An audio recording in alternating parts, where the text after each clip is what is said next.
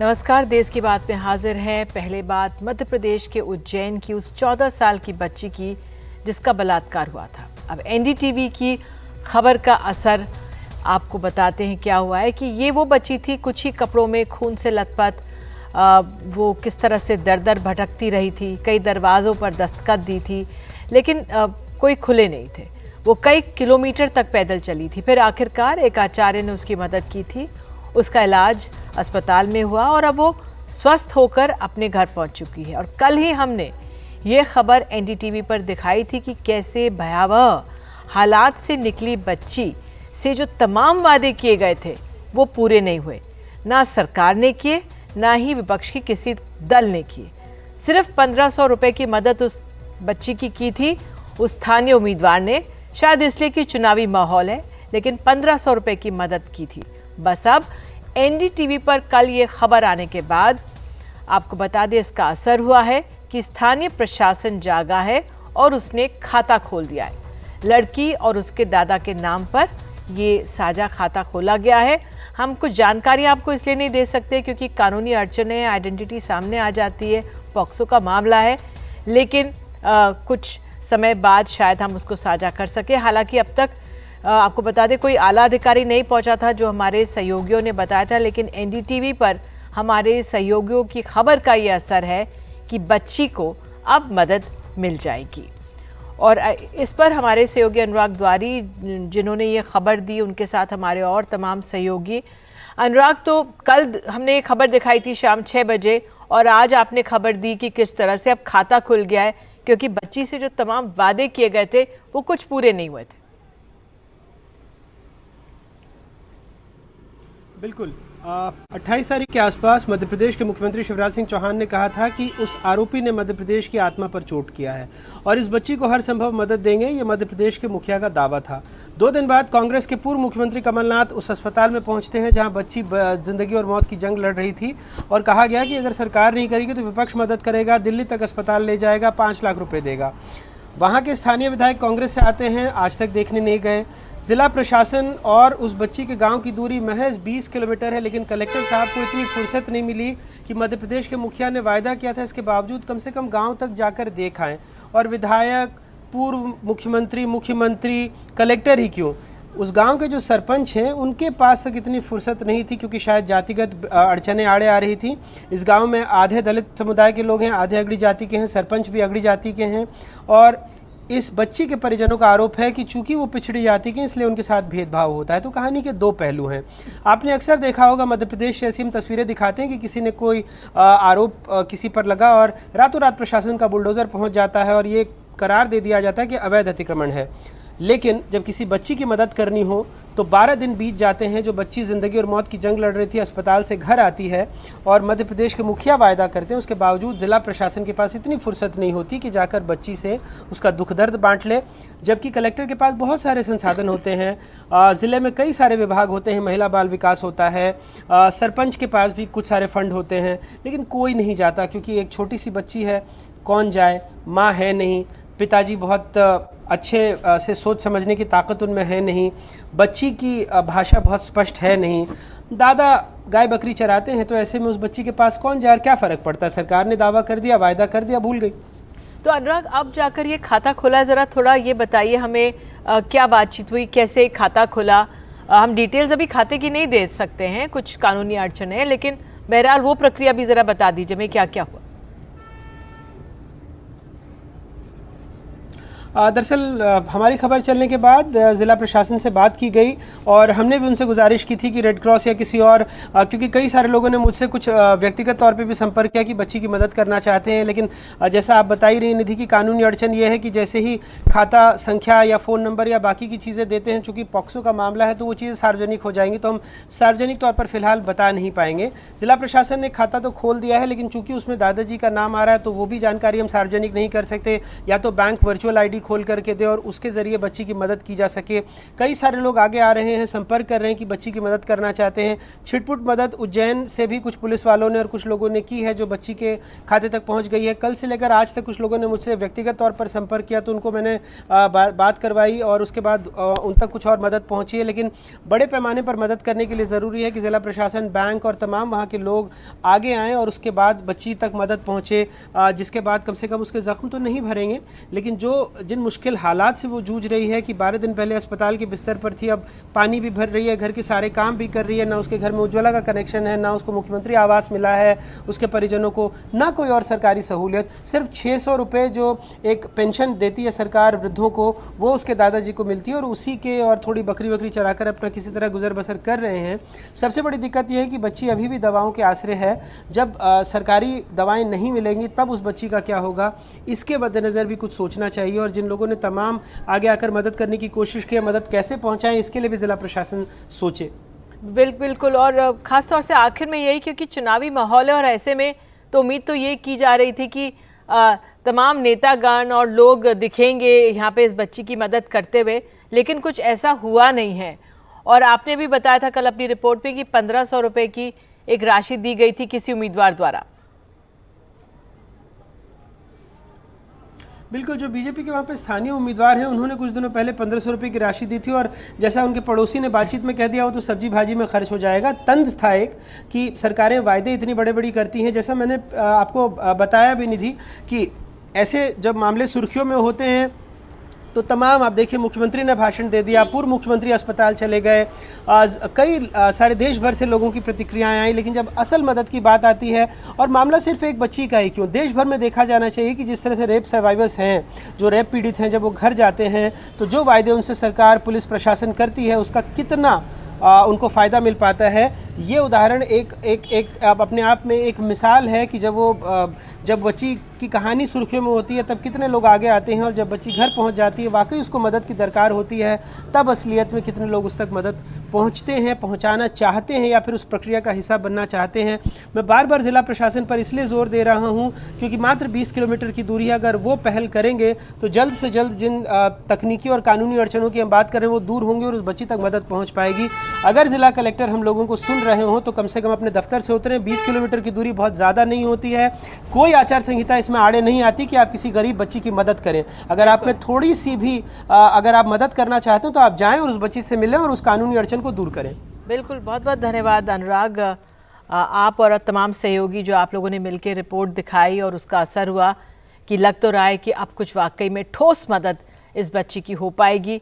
और जो कानूनी अड़चने हैं कि हम QR कोड नहीं दिखा सकते क्योंकि लड़की की आइडेंटिटी आ जाएगी, पॉक्सो का मामला इस पर लगा हुआ है और ऐसे में कुछ नियम हैं, कायदे हैं, लेकिन कायदे नियम इतने होते हैं लेकिन जिसको लाभ मिलना चाहिए उसको नहीं मिल पाता है। कब मिलेगा इसी का हमें इंतज़ार रहेगा, लेकिन फ़िलहाल अच्छी बात यह है कि खाता खुल गया है। तो आइए देश की बात में आगे बढ़ते हैं और अब बात प्रदूषण की करते हैं, जिसका असर सबकी सेहत पर पड़ रहा है और जैसे जैसे ठंड बढ़ेगी इसका असर भी बढ़ता रहेगा। पराली जलाने के मामले भी सामने आएंगे, हालांकि अभी तक कहा जा रहा था कम है। दशहरे के दिन रावण दहन के कार्यक्रमों के बीच पंजाब में कल पराली जलाने के 360 मामले आए और इस सीज़न में अब तक के सबसे ज़्यादा मामले हैं। और आपको बता दें पराली जलाने के अब तक कुल 2306 मामले आए और कुछ किसानों ने तो सरकारी एजेंसियों के खिलाफ विरोध में भी पराली जलाई है और उनका ये कहना है कि आप तमाम त्योहारों को मना लेते हैं, पटाखे जला लेते, तब अब आप पराली की बात नहीं करते, लेकिन जो तमाम जो सज़ाएं मिलती हैं वो उन किसानों को मिलती है जब वो पराली जलाते हैं। लेकिन वाकई में इसका असर इतना लॉन्ग टर्म रहता है, त्यौहार तो एक दिन में आके चले जाते हैं, कि उसकी भरपाई कैसे और किस स्थिति में है। क्योंकि अब पंजाब सरकार ने अब आज बोल दिया कि 2 हफ्तों में पराली जलाने के मामले काफ़ी ज़्यादा बढ़ने वाले हैं। और इस पर बात करने के लिए आइए सीधे चलते हैं, वो तस्वीरें भी आपको दिखा देते हैं किस तरह से दिल्ली NCR में तमाम स्थितियां हैं, दृश्य जो बने हैं, प्रदूषण बढ़ा ही है। देवेंद्र,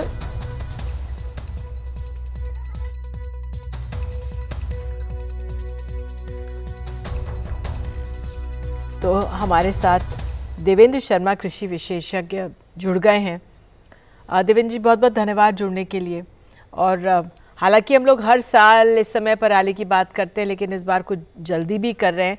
लेकिन सवाल यही कि पिछले साल कुछ ऐसा था कि सरकार ने कुछ सुविधाओं का कहा वायदे किए थे किसानों के लिए कि वो पराली नहीं जलाएंगे, तरीके बताए थे, कुछ केमिकल्स की बात हुई थी, कुछ उद्योगों की बात हुई थी कि पराली वहाँ चली जाएगी, सब्सिडीज़ की बात हुई थी।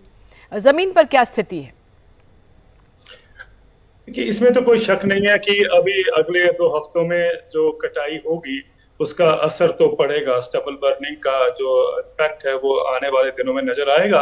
अधिकतर इसलिए चिंता का विषय ये इसलिए भी है क्योंकि टोटल जो प्रोडक्शन एस्टिमेट की गई है पंजाब से वो है 190 लाख टन की, जिसमें से अभी तक तकरीबन 60 लाख टन ही हार्वेस्ट हो पाया है। तो आपके समक्ष है कि ये जो देरी हुई है मौसम के करके उसके रिजल्ट पे हम देखेंगे कि अभी पराली बहुत जलनी है या हार्वेस्टिंग बहुत होनी है, तो ऑब्वियसली हम देखेंगे कि आने वाले दिनों में उसका प्रकोप और बढ़ेगा। एक बात तो ये स्पष्ट है। दूसरी बात यह है कि जब पिछले साल जब आपने जिसकी बात की, पिछले साल जब ये कहा गया कि हमने तकरीबन 30% फायर्स को कम किया है, तो उसमें एक चीज जो मिस हो जाती है कि हम नंबर ऑफ फायर्स तो देख लेते हैं, लेकिन अब ये नहीं देखते कि उसका एरिया कम हुआ कि नहीं हुआ। अब जब कहा गया था कि 30% फायर्स का जो इम्पैक्ट है या फायर्स जो है कम हुई हैं पंजाब में, तो उस समय जो एरिया कम हुआ था वो मात्र 1.5% था।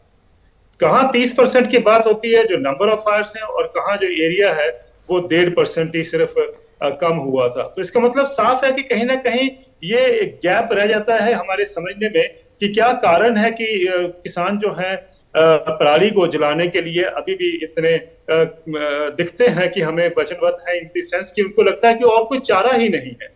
मैं इसलिए ये कह रहा हूं कि अगर हम देखें पंजाब में तो मशीनें भी लाई गई हैं, तकरीबन 1,37,000 मशीनें सरकार ने दावा किया है कि इस सीजन में उपलब्ध होंगी किसानों को। 20,000 नई इसमें ऐड की गई हैं, तो 1,37,000। और उसके बावजूद भी हम जानते हैं कि किसानों ने जो पहले मशीनें आई थी, जिसमें एक हैप्पी सीडर मशीन थी, तकरीबन 13,000 मशीनें थी हैप्पी सीडर की, जो अब बिल्कुल किसानों ने उठा के रख दी हैं क्योंकि वो उसका कोई उपयोग नहीं है। अब उसके ऊपर और मशीनें आ गई हैं सुपर सीडर, तो किसान वो चाहते हैं मशीनों का उपयोग करना, पुरानी मशीनें रह गई। फिर आपको याद होगा कि हमारे प्रदेश में और सारे देश में नॉर्थ में देखते हैं हम जो कंबाइन हार्वेस्टर चलते हैं, प्रॉब्लम तो उन्हीं के द्वारा क्रिएट किया गया था ना, कि जब उन्होंने ऊपर से जो उसका सिट्टा जिसको हम पंजाबी में कहते हैं उसको काट दिया और नीचे का तना रह जाता है जिसको हम स्टबल कहते हैं, उसके अंदर भी जब ये समझ आया लोगों को कि भी प्रॉब्लम तो कंबाइन हार्वेस्टर ने क्रिएट किया था, तो उसमें एक एसएमएस मशीन लगाने की बात की गई जिसके करके वो थोड़ा नीचे तक आपको काट के बिखरता है। लेकिन उसका भी उपयोग कम है क्योंकि बहुत बड़ी एक आवाज उठी कि भाई हम ये नहीं कर सकते, इसमें एडिशनल खर्चा आएगा, डीजल का उपयोग ज्यादा होता है। और किसान भी अब नहीं चाहते कि भी वो एसएमएस मशीन को जो उसका कंपोनेंट है उसको वो नहीं यूज करना चाहते, क्योंकि उसमें उनको बचाव होता है, कीमत जो है कम देनी पड़ती है। तो जब हम ये सब चीजें देखते हैं तो समझ आता है कि जो प्रॉब्लम है वो तो वहीं का वहीं खड़ा है, लेकिन जो सोल्यूशन होना चाहिए उसकी तरफ हम कब बढ़ेंगे ये तो हम समय ही बताएगा। लेकिन ये यहीं पर मत देखिए, अगर आप हरियाणा में देखें निधि जी, तो हरियाणा में ये एक एडवांटेज है कि उनका एरिया पंजाब से तकरीबन आधा है पैडी का। तो जब हम उनका नंबर गिनते हैं कि उनकी फायर्स कम होगी, तो हमें ये भी देखना चाहिए कि उनका एरिया तकरीबन 32 लाख एकड़ अगर हेक्टेयर पंजाब में है, तो उनका 15 लाख हेक्टेयर के आसपास है, और वो भी अधिक बासमती का है। बासमती में आप जानते हैं पराली नहीं जलाई जाती, तो ये एडवांटेज है उसका हरियाणा का। और अगर आप यूपी को देखते हैं तो यूपी में ये है कि सरकार क्लेम करती है कि हमने 65% फायर्स को कम कर दिया, लेकिन जैसे मैंने आपसे पहले कहा था कि नंबर ऑफ फायर्स इंपॉर्टेंट इतनी नहीं है जितना कि एरिया कितना आपने उसके अंतर्गत बचाया है या उसमें से कम किया है उस आग लगने से। तो जो आपने अब तक बताया, जिस तरह से मशीनों के इतने तमाम नाम आपने गिना दिए, मतलब नी जर्क रिएक्शन में मशीन पे मशीन आती गई, और एक तरह से अब उनको संभालना भी एक बहुत बड़ी समस्या आगे हो जाएगी। तो ये समस्या का एक ठोस निदान अभी भी होता हुआ नहीं दिख रहा है। आपने बिल्कुल ठीक कहा, जिस तरीके से मशीनों पे मशीनें ला दी गई हैं, तकरीबन हम देख रहे हैं, जैसे मैंने आपसे कहा कि 1,37,000 मशीनें आज पंजाब में उपलब्ध कर दी गई हैं, और वो मशीनें जो हैं इन एडिशन टू जो ऑलरेडी मशीनें हैं, तो ऑलरेडी मशीनें ये है कि पंजाब में सिर्फ 1 लाख ट्रैक्टर चाहिए, हमारे पास 5 लाख ट्रैक्टर हैं, और उसके साथ जो और इक्विपमेंट है वो भी आप ऐड कर लीजिए, तो पंजाब जो है वो आने वाले दिनों में वो जंक यार्ड फॉर मशीन हो जाएगा।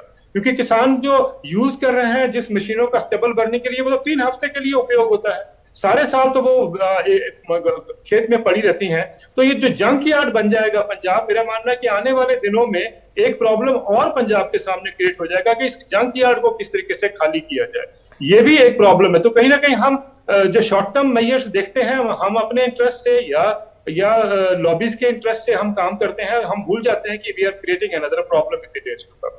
बिल्कुल देवेंद्र जी, आप हमारे साथ जुड़े, इसके लिए बहुत बहुत धन्यवाद। तो समस्या जस की तस बनी हुई है, ठोस कदम की जो आगे तक चले उसकी ज़रूरत है। बहरहाल देश की बात पे आइए आगे बढ़ते हैं, और इस समय दिल्ली सरकार से जुड़ी हुई अहम खबर आ रही है, आपको बता दें। खबर ये है कि दिल्ली सरकार के मंत्रालयों में फिर बदल हुआ है। जल विभाग सौरभ भारद्वाज की जगह अब आतिशी देखेंगी, और पर्यटन, कला और संस्कृति आतिशी की जगह अब सौरभ भारद्वाज देखेंगे। तो ये फिर बदल हुआ है, जो दोनों के मंत्रालयों के बीच अदला बदली हुई है। जो अपने काम के लिए जाने जाते थे,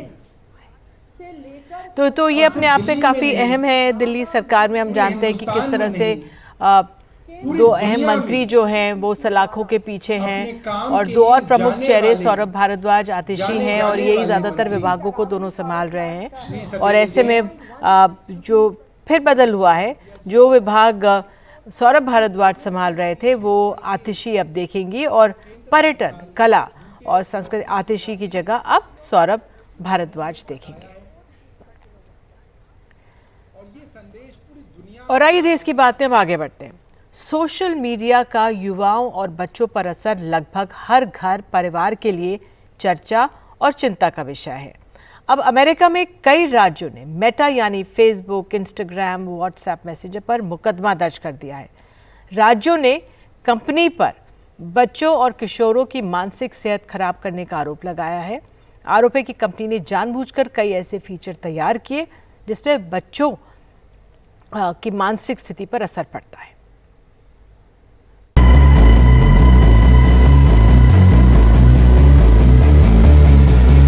सोशल मीडिया बच्चों की दुनिया में खलल डाल रहा है, वो उन्हें मानसिक तौर पर प्रभावित कर रहा है।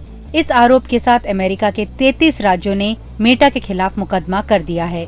इसके बाद भारत में भी इस बात पर चर्चा तेज हो गई है कि क्या भारत में भी इनकी भूमिका की जांच होनी चाहिए। इन मुकदमों में ये कहा गया है कि ये जो प्लेटफॉर्म्स हैं, खासतौर पर फेसबुक और इंस्टाग्राम, ये बच्चों की जो मेंटल हेल्थ है उसको बहुत ही नकारात्मक रूप से प्रभावित कर रहे हैं। और एक बार बच्चा इनके प्लेटफॉर्म पर आ जाता है तो फिर उसे मानसिक आघात मिलता है, मेंटल एंजाइटी होती है, ट्रॉमा होता है, पैनिक होता है, और कहीं ना कहीं एक नए होड़ में बच्चा पड़ जाता है कि साहब मुझे ज़्यादा से ज़्यादा लोगों का लाइक लेना है। तो पहली बार इस तरह के महत्वपूर्ण लीगल कदम उठाए गए हैं, मुकदमे अब दर्ज हो गए हैं। अब आने वाला समय बता पाएगा कि किस तरह की एविडेंस जो है वो प्रोसिक्यूशन साबित कर पाएगी इस मामलों में।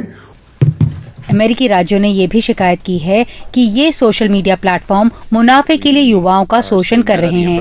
वहीं मेटा ने इन आरोपों के खिलाफ दावा किया है कि उसके प्लेटफॉर्म सुरक्षित हैं। ये निराशाजनक है कि राज्यों ने उसके साथ काम करने की बजाय ये रास्ता चुना।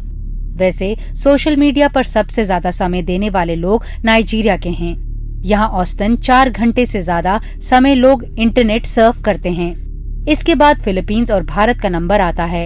एक सर्वे के मुताबिक भारत में करीब 40 करोड़ लोग मेटा के अलग अलग प्लेटफॉर्म से जुड़े हुए हैं। इनमें से ज्यादातर 18 साल से ऊपर हैं, यानी करीब भारत की लगभग 40% आबादी किसी न किसी सोशल मीडिया प्लेटफॉर्म से जुड़ी हुई है। The days of this free pass and immunity to the platforms are over, and more people around the world. Platforms की मुफ्त की छूट के दिन चले गए और भारत सहित दुनिया भर के देशों के लोग सवाल पूछ रहे हैं। और बेशक हमारी सरकार का भी इरादा है कि ये प्लेटफॉर्म्स उन नुकसानों के लिए जवाबदेह हों जो ये जाने अनजाने कर रहे हैं। हम निस्संदेह वो जो नुकसान पहुंचा रहे हैं, अगर पहुंचा रहे हैं तो खासकर बच्चों को, तो उनकी ज्यादा से ज्यादा जवाबदेही बननी चाहिए। to the people that use it, especially our children. बच्चे कुछ नहीं सुनते हैं, न खाना खाते समय, मोबाइल सोने समय, यदि बाथरूम में उन लोग का ये हो तो उन लोग बाथरूम में भी लेके चले जाते हैं और किसी फैमिली से कोई मतलब नहीं है। कोई घर में आ जाए, कोई फैमिली आ जाए, उससे कोई लोग को कोई मतलब नहीं। एनी टाइम समझिए कि मोबाइल। इस चीज से उनके बहुत चीजों पे इफेक्ट पड़ता है, जैसे कि पढ़ाई हो गई, वो पढ़ाई नहीं कर पाते हैं ठीक से। देन वायलेंट कंटेंट आता है, वायलेंट कंटेंट, बच्चे उम्र से पहले बड़े हो जा रहे हैं। देयर इज एडल्ट स्टफ जो कि छोटे बच्चों के हाथ में नहीं लगना चाहिए। बचपन मतलब छोटे में ही वो बड़े हो जा रहे हैं और उनका माइंडसेट एक प्रॉपर तरीके से डेवलप करना चाहिए, वो नहीं कर पा रहा है। क्या सोशल मीडिया एंटी सोशल या अनसोशल हो चुका है? दुनिया भर में इस बात को लेकर बहस हो रही है। खासकर इस बात पर चर्चा हो रही है कि इसका प्रभाव नौजवानों पर क्या पड़ रहा है। औसतन अगर हम बात करें तो हम हर रोज 2 से ढाई घंटे सोशल मीडिया प्लेटफॉर्म से जुड़े रहते हैं। अगर साधारण शब्दों में मैं आपको समझाऊं, किसी की उम्र 75 साल की है तो 5 साल उसने सिर्फ सोशल मीडिया के अलग अलग प्लेटफॉर्म्स के साथ बिताए। नई दिल्ली से नीता शर्मा, एनडीटीवी इंडिया के लिए।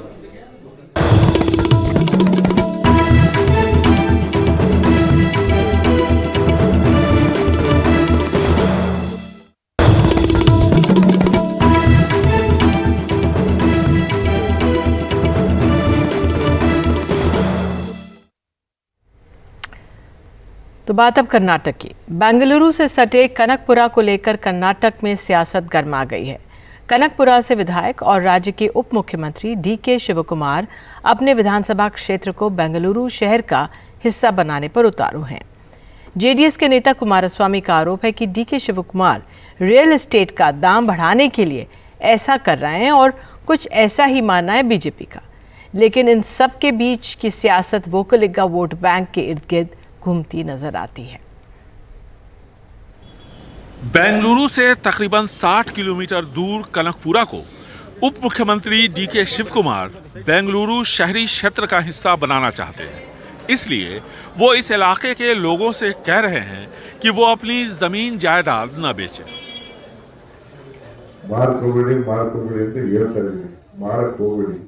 आप लोग अपनी जमीनें मत बेचो।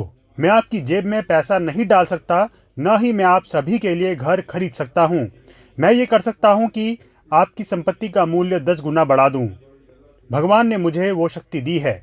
आप अपने पोते पोतियों को अच्छी शिक्षा और संपत्ति दे सकते हैं। जल्द ही कनकपुरा बेंगलोर शहर का हिस्सा होगा। बेंगलुरु शहर से जुड़ते ही बेशक कनकपुरा इलाके में जमीनों के दाम बढ़ेंगे और डीके शिवकुमार और उनकी पार्टी कांग्रेस का दबदबा भी।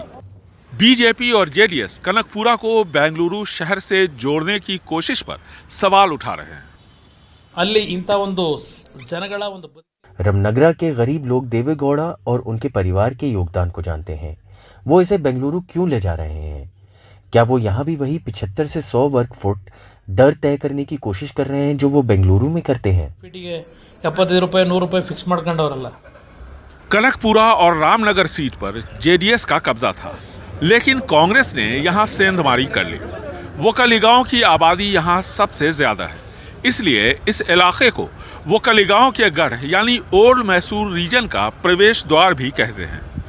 यहां जेडीएस, बीजेपी और कांग्रेस तीनों ही अपना दबदबा कायम करने की कोशिश कर रही है।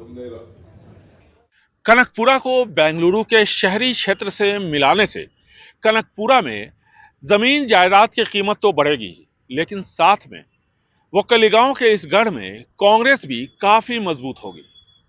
यानी नुकसान जेडीएस का होगा, जो कि वोकलिगांव की पार्टी है।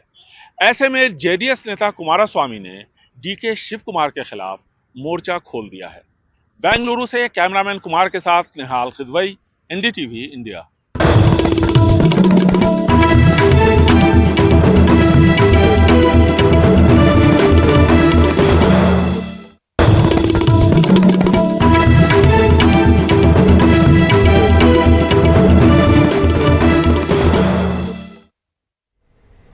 भारत और कनाडा के बीच खराब रिश्तों का असर अब आम लोगों पर पड़ने लगा है। भारत ने वीज़ा बंद कर रखा है तो दोनों देशों में रह रहे लोग परेशान हैं, जिन्हें आना और जाना है। पंजाब के होशियारपुर में रहने वाले हरजीत सिंह के बेटे की शादी अगले साल जनवरी में है, लेकिन अंदेशा है कि खुशी के इस मौके पर कनाडा में रह रहे रिश्तेदार शायद शामिल ना हो पाए। इनको वीजा नहीं मिल पा रहा है। असि तैयारियां करन पहला आ गए, जिद्दां ही पहुंचे हैं मगर शादी की तैयारियां करनी थी तो मैं पहले आ गया, लेकिन अब ये खबर आ गई है मेरी सारी फैमिली कनाडा में ही है। सब पर असर पड़ रहा है। बच्चों के दोस्तों को भी आना था पर अब वो भी नहीं आ पा रहे। जालंधर के जसबीर सिंह घूमन भी कम परेशान नहीं है। 3 साल बाद बेटा घर लौटने वाला था। दिवाली पर रौनक हो जाती, अब लगता है उसके बिना ही दिवाली मनेगी। अब बेटा आना चाह रहा है तो उसे वीजा ही नहीं मिल रहा है। मेरे बेटे की अगस्त में सिटीजनशिप हुई है कनाडा की, और उनकी 28 अक्टूबर की उन्होंने टिकट्स बुक कराई थी इंडिया आने के लिए। वैसे भी वो 3 साल बाद इंडिया आ रहा है। अनफॉर्चुनेटली गवर्नमेंट ने वीज़ा सस्पेंड कर दिया है कनाडा से इंडिया के लिए। बड़ी दिक्कत हो रही है। हम भी काफ़ी देर से इंतजार कर रहे थे अपने बच्चे का। ऐसे ही परिवारों की समस्या को लेकर पंजाब से राज्यसभा सांसद बिक्रमजीत साहनी और कांग्रेस के अमृतसर से सांसद गुरजीत सिंह औजला ने विदेश मंत्री एस जयशंकर को चिट्ठी लिखी है। उन्होंने कनाडा में रह रहे भारतीय मूल के लोगों के लिए वीजा सेवा दोबारा बहाल करने की मांग की है। इनके मुताबिक पंजाब के ज्यादातर परिवारों में से किसी न किसी के रिश्तेदार कनाडा में है और उनको काफी दिक्कत आ रही है। वीजा को लेके भारत से हमने विदेश मंत्री जी से भी बात की, उनको लेटर भी लिखा। कम से कम ई वीजा देके उन्होंने, अब फेस्टिव सीजन है, किसी की एक्सीजेंसीज है, किसी की मदर बीमार है, तो ऐसे अपने ही लोगों को हम क्यों परेशान करें। उनको जो बोनाफाइड लोग हैं जिनका ट्रैक रिकॉर्ड ठीक है, उनको मेरी दरख्वास्त है अहमियत से कि जल्दी ही ई वीज़ा का जो सहूलियत है वो प्रदान करनी चाहिए। मेरी इंडियन गवर्नमेंट तो विदेश मंत्रालय तो खास करके मंग है कि ਜਿਹੜੇ ਕੈਨੇਡਾ ਦੇ ਵੀਜ਼ੇ ਬੰਦ ਕੀਤੇ ਹੈ ਉਹਨਾਂ ਨੂੰ ਜਲਦੀ ਤੋਂ ਜਲਦੀ ਚਾਲੂ ਕੀਤਾ ਜਾਵੇ, क्योंकि इस वेले बड़ी असंतुष्टता का माहौल है। इधर जब से कनाडा ने बेंगलुरु, मुंबई और चंडीगढ़ में अपने काउंसुलेट बंद कर दिया है, उससे वहां जाने वालों के लिए वीजा लेना काफी मुश्किल हो गया है। भारत पहले ही साफ कर चुका है वह कनाडा में सुरक्षा हालात की समीक्षा कर रहा है, उसके बाद ही कोई फैसला लेगा। टकराव सरकारों में है और भुगतना नागरिकों को पड़ रहा है। दोनों सरकारों को समझना होगा भारत और कनाडा के तार कई स्तरों पर जुड़ते हैं, इसलिए हर फैसला संजीदगी और संवेदनशीलता से करें। नई दिल्ली से राजीव रंजन, एनडीटीवी इंडिया।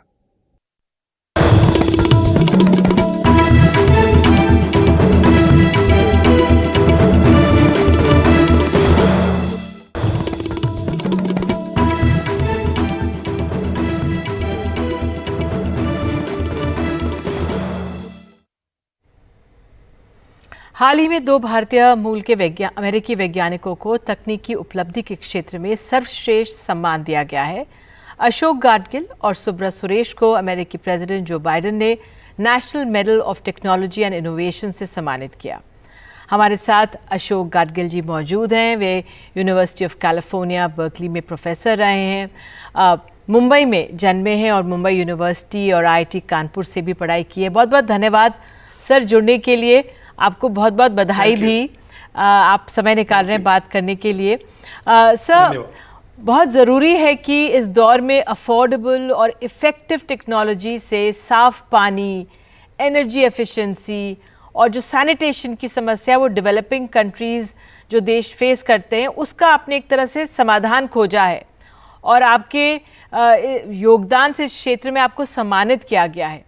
तो अगर मैं पहले पानी की बात करूं, क्योंकि वाटर प्यूरिफिकेशन सिस्टम आपने एक सामने लाए जो एक सस्ता है, सुरक्षित है, स्टर्डी है और आसान है ऑपरेट करने के लिए, हमारे दर्शकों को इस बारे में बताइए सर। प्रॉब्लम तो यह है कि दूषित पानी से बहुत सारे लोग मरते हैं और जब इस इन्वेंशन पर मैंने काम शुरू किया 1993 में, तब तो इंडिया में बड़ी एक कॉलरा की साथ आई थी और उससे बहुत सारे लोग मर रहे थे। उसका नाम है बंगाल कॉलरा। और मैं अमेरिका में काम कर रहा था साइंस पर, और मैं ये सोच रहा था कि इतने सारे लोग मर रहे हैं, हमारे हाथ में इतना साइंस है, हम कुछ क्यों नहीं कर सकते। सो इसी बारे में सोच करने के बाद ये इन्वेंशन हमने जो बनाया, जिसमें हमने इंडिया में टेस्ट किया, साउथ अफ्रीका में टेस्ट किया, मेक्सिको में टेस्ट किया, और इन्वेंशन का ये ही एम था कि ऐसे ही इन्वेंशन बनना चाहिए कि जो सस्ता ही हो और बहुत उसकी परिणामकारकता बहुत हाई होनी चाहिए। परिणामकारकता तो 300% ईपीए ने जितना मंगवाया था उससे हाई है, और फिर इतना सस्ता भी है कि वो 6 रुपये में 10 लीटर पानी लोगों को बेच सकते हैं जो उस इन्वेंशन को बनाते हैं। सो एक कंपनी ने ये लाइसेंस कर दिया, और उसमें अभी 5 कंट्रीज में ये कंपनी काम करती है, बांग्लादेश, इंडिया, नाइजीरिया, लाइबेरिया और गाना में, और बहुत सारे लोगों को उसका फायदा भी हो रहा है। बिल्कुल सर, अगर 6 रुपये में 10 लीटर पानी मिल जाएगा और इंडिया भारत ने भी इसका अगर है वो कंपनी, तो वाकई में इसका प्रचार और प्रसार भी होना चाहिए। अब आपको सम्मान मिला है तो अब शायद हम लोगों को इसके बारे में और जानकारी मिलेगी।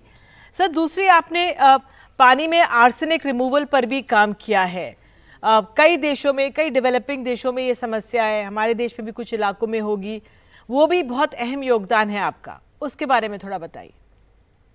सो आर्सेनिक तो बहुत ही जहरीली चीज है, इतनी जहरीली है कि इसके अलावा दूसरी कोई ही जहरीली चीज जिसको अंग्रेजी में कैंसर कॉज करने वाली यानी कार्सिनोजेनिक कहते हैं, इतनी जहरीली चीज पानी में दूसरी कोई अलाउड ही नहीं है।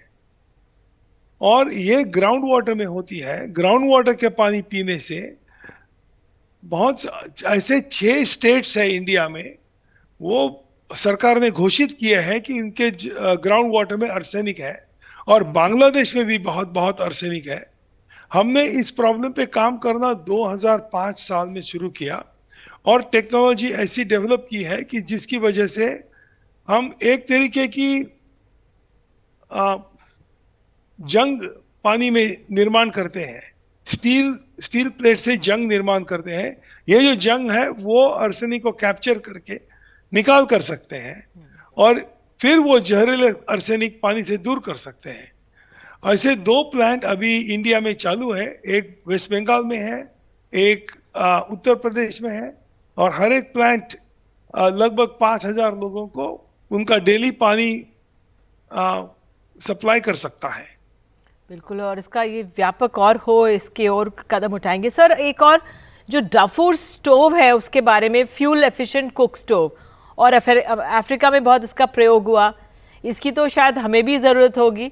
ज़रा थोड़ा बताइए इस स्टोव के बारे में, ये कैसे काम करता है और फ्यूल के लिए, ईंधन के लिए किस चीज़ का प्रयोग करता है। अच्छा सवाल है। ये स्टोव के बारे में तो ऐसे बात है कि ये डिज़ाइन करने में हमने बहुत अटेंशन दिया कि ये स्टोव जो रेफ्यूजी कैंप में महिलाएं हैं अफ्रीका में, उनके जो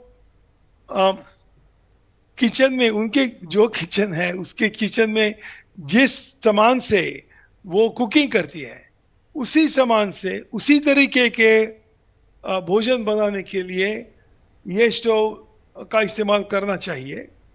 और जिस तरीके का लकड़ी वो जलाते हैं उसी तरीके की लकड़ी इसमें जलनी चाहिए। इसके बारे में हमने बहुत लक्ष्य दिया, क्योंकि उनकी लकड़ी, उनके पॉट्स और पैन्स और उनके कुकिंग के जो आयुध है उसमें तो हमें कुछ फर्क नहीं करना चाहिए, क्योंकि उनके जो संस्कृति है उससे रिस्पेक्ट करने के लिए हमें सिर्फ स्टोव बदलना चाहिए, और उसकी संस्कृति जिसका मतलब उनके मन में उनके खाने से जुड़ा हुआ होता है, हर एक का होता है जी। तो उससे उनको दूर नहीं करना चाहिए। सो लकड़ी तो जो जंगल में मिलती है, छोटी साइज की लकड़ी, वही जलाते हैं, और उनके बहुत सिंपल पॉट्स होते हैं जिसमें वो उनका कुकिंग करते हैं। और हमने 2 तरीके के इम्प्रूवमेंट किए उसमें। एक कि वो जो लकड़ी जलाने की एफिशिएंसी है, कंबशन एफिशिएंसी, उसको हाई करना चाहिए। और दूसरी है कि जो उसमें जो एनर्जी ऊर्जा उत्पन्न होती है जलने से, उस ऊर्जा का सबसे ज्यादा हिस्सा उनके कुकिंग पॉट में जाना चाहिए और बाहर हवा में नहीं जाना चाहिए। बिल्कुल। तो कोशिश ये है कि कम लकड़ी लगे, क्योंकि जो कार्बन एमिशंस का दबाव डेवलपिंग कंट्रीज पर है, तमाम विकसित देश डाल रहे हैं, उसको कम किया जा सकेगा जो ये कुकिंग स्टोव है उससे। बिल्कुल सही जी। तो सर, आप हमारे साथ जुड़े और आपने इतनी उपलब्धियां हासिल की, इसके लिए बहुत बहुत आपको बधाई एक बार फिर, और देश का नाम रोशन किया है। Many congratulations to you. Thank you so much. Thank you, धन्यवाद। Thank you sir, thank you. तो इसी के साथ देश की बात में फिलहाल इतना ही। नमस्कार।